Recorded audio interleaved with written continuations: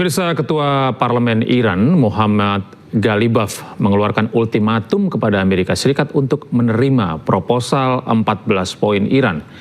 Ia menegaskan jika terus menolak, maka Amerika Serikat akan menghadapi kegagalan.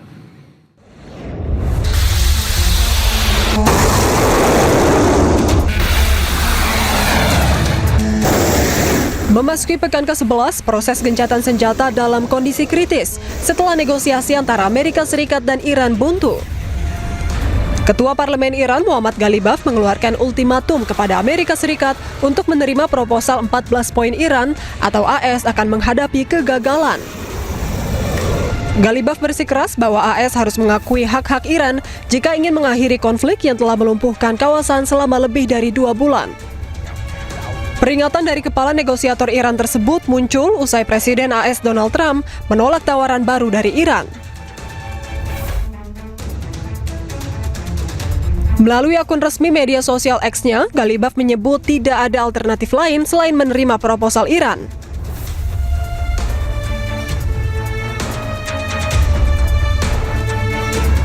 Ia juga menekankan bahwa pendekatan lain hanya akan berakhir gagal dan sia-sia.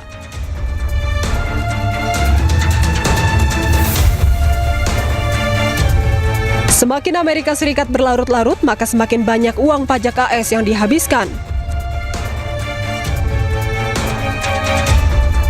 Sebelumnya, Iran menolak untuk mundur dan siap membalas setiap serangan AS. Kebuntuan negosiasi tersebut berdampak terhadap ketegangan di Selat Hormuz, di mana Iran membatasi lalu lintas melalui Selat Hormuz, sedangkan AS blokade pelabuhan-pelabuhan Iran. Sebelumnya, Iran mengajukan proposal balasan berisi 14 poin terkait upaya mengakhiri perang di Timur Tengah secara permanen. Proposal tersebut merupakan respons terhadap proposal Amerika Serikat yang sebelumnya diajukan.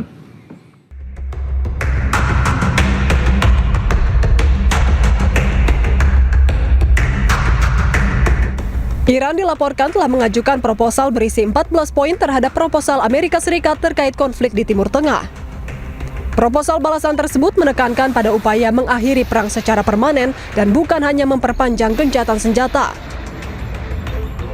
Berdasarkan laporan media Iran, 14 poin yang diajukan Iran yakni pertama, perang diakhiri secara permanen dalam 30 hari. Kedua, adanya jaminan tak ada lagi serangan terhadap Iran. Kemudian pasukan Amerika Serikat ditarik dari kawasan.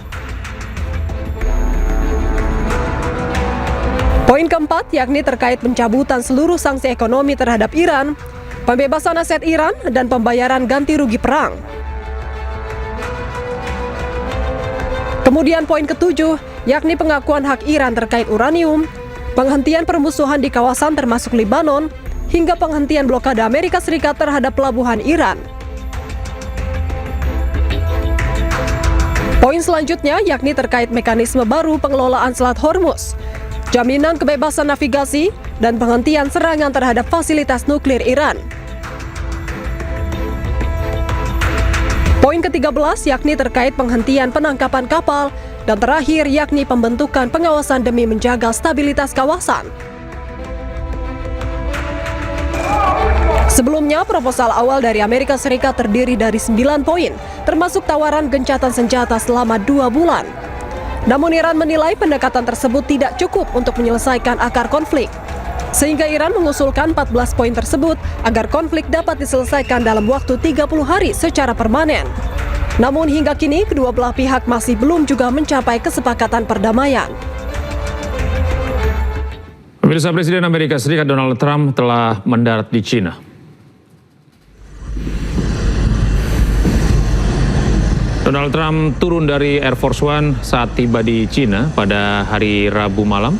Trump disambut di landasan pacu oleh Wakil Presiden Cina Hang Zhang, Duta Besar Amerika Serikat, dan pejabat lainnya. Trump dijadwalkan bertemu dengan Presiden Cina Xi Jinping pada Kamis 14 Mei besok. Ini menjadi kunjungan pertama seorang Presiden Amerika Serikat ke Cina dalam 1 dekade. Dalam kunjungan ini, kedua negara akan fokus membahas hubungan perdagangan, kerjasama ekonomi, dan diskusi strategis yang lebih luas antara Washington dan Beijing. Kunjungan diduga juga akan membahas mengenai perang Iran, isu senjata nuklir, hingga ketegangan di Taiwan.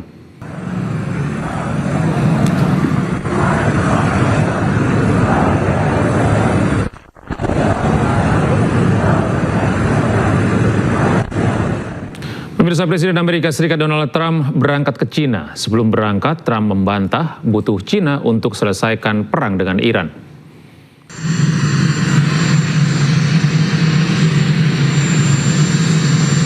Presiden Amerika Serikat Donald Trump hari ini berangkat ke Cina. Trump berangkat ke Cina menggunakan pesawat Air Force One dengan pengawalan ketat. Rencananya di Cina, Trump akan bertemu dengan Presiden Cina Xi Jinping. Ini menjadi kunjungan pertama seorang Presiden Amerika Serikat ke Cina dalam 1 dekade kebelakang. Dalam pernyataannya sebelum berangkat, Trump menyebut pertemuannya nanti tidak hanya membahas Iran, tetapi untuk meningkatkan kerjasama antar dua negara.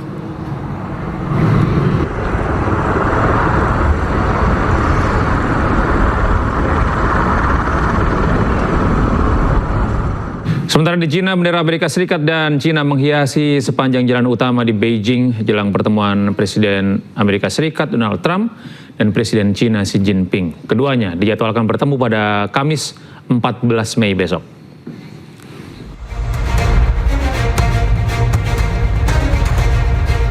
Pemerintah Cina bersiap menyambut kedatangan Presiden Amerika Serikat Donald Trump.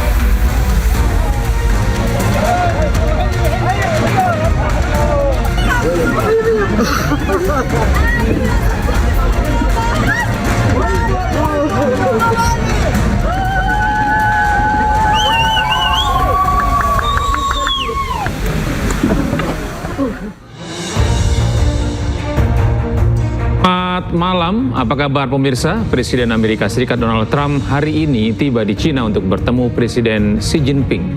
Sementara Iran lebih dahulu ke Cina untuk menggalang dukungan. Saya Gede Satria, inilah iNews Prime selengkapnya.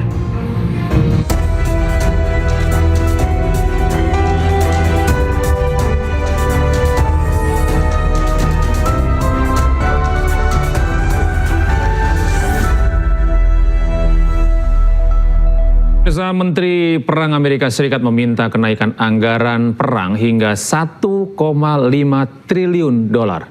Tambahan anggaran itu diajukan dengan alasan Amerika Serikat memenangkan perang. Permintaan kenaikan anggaran ini pun memantik kecaman dari anggota Kongres.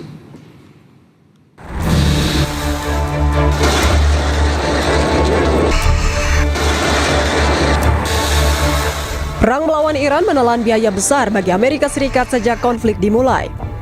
Pentagon menyebut perang melawan Iran telah menelan biaya setidaknya 29 miliar dolar AS atau sekitar 508 triliun rupiah dalam 74 hari sejak dimulai pada 28 Februari lalu.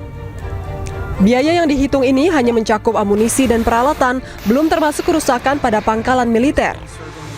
Di tengah meningkatnya biaya perang ini, Menteri Perang AS Pete Hegseth mengusulkan tambahan anggaran perang untuk proposal tahun 2027. Tak tanggung-tanggung, rencana alokasi anggaran perang mencapai 1,5 triliun dolar untuk pertahanan. Hegseth mengklaim tambahan anggaran ini karena Amerika Serikat meraih kemenangan besar di medan perang. Namun hal ini mendapat banyak kecaman termasuk dari anggota Kongres. Bahkan Pete Hegseth emosi saat salah satu anggota Senat mencecarnya dengan pertanyaan soal anggaran perang. I just think it's so foolish. Here we are in a committee in the United States Senate, 74 days in, and you're talking about strategic loss. We have the ability to defeat a 47-year threat of a pursuit of a nuclear weapon. We have more leverage than we've ever had. We've had incredible battlefield successes, and you're talking about a strategic loss, cloaked in disingenuous questions. Mr. Secretary, this is how you undercut efforts that could otherwise and are otherwise being very effective. Hegseth menyebut tambahan dana ini dibutuhkan untuk mempertahankan posisi Amerika Serikat sebagai militer terkuat dan paling mumpuni di dunia. Pemerintah AS juga disebut sedang berupaya membangun kembali basis industri pertahanan agar kembali siap menghadapi perang besar.